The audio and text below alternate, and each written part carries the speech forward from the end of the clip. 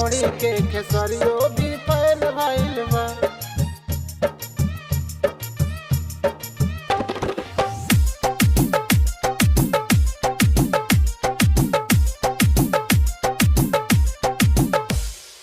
अजय दीवाना कदम चौक मलमल।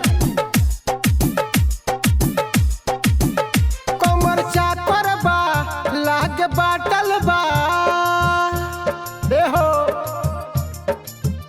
कमर चाकर बा लागे बाटल बा रानी जोबना के पानी तोहर कैन भइल बा। तोहरा ढोड़ी के खेसरियो भी फैन भइल बा। तोहरा ढोड़ी के खेसरियो भी फैन भइल बा। देखी बुढ़वा लइकवा बेचैन भइल बा।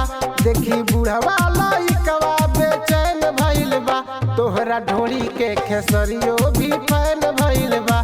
तोहरा ढोड़ी के खेसरियो भी फैन भइल बा। के खेसरियो भी फैन भइल बा। शमशाद फिल्म्स पर जय।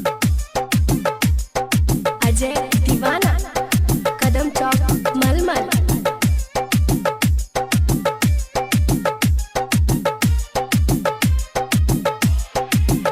भइल 16 के उमरिया हो हिलावेलू जिला हो।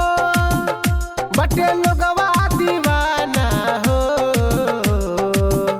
देखी तोहर जवनिया हो। ए हो भइल 16 के उमरिया हो हिलावेलू जिला हो।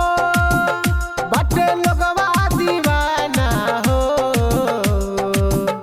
देखी तोहर जवनिया हो। चुए मुहवा से पानी देखी तंग भइल बा। चुए मुहवा से पानी देखी तंग भइल बा। तोहरा ढोड़ी के खेसरियो भी फैन भइल बा। तोहरा ढोड़ी के खेसरियो भी फैन भइल बा। देखी मुनवा जवनिया बेचैन भइल बा। देखी मुनवा जवनिया बेचैन भइल बा। तोहरा ढोड़ी के खेसरियो भी फैन भइल बा। तोहरा ढोड़ी के खेसरियो भी फैन भइल बा। के खेसरियो भी फैन भइल बा।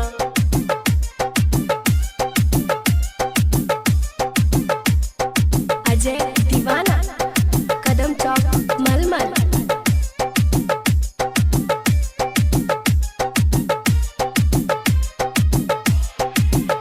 कोहे राइटर सलाउद्दीन हो रही हरदम तू जागल हो। कहताड़े ई बादल हो खाई तोहार गागल हो। ए हो कोहे राइटर सलाउद्दीन हो रही हरदम तू जागल हो। कहताड़े ई बादल हो खाई तोहार गागल हो। देखी तोहार लुक मन में बस गइल बा। देखी तोहार लुक मन में बस गइल बा। तोहरा ढोड़ी के खेसरियो भी फैन भइल बा। तोहरा ढोड़ी के खेसरियो भी फैन भइल बा। देखी बुढ़वा लइकवा बेचैन भइल बा। देखी बुढ़वा लइकवा बेचैन भइल बा। तोहरा ढोड़ी के खेसरियो भी फैन भइल बा। तोहरा ढोड़ी के खेसरियो भी फैन भइल बा। शमशाद रिकॉर्डिंग स्टूडियो मेघवल मठिया।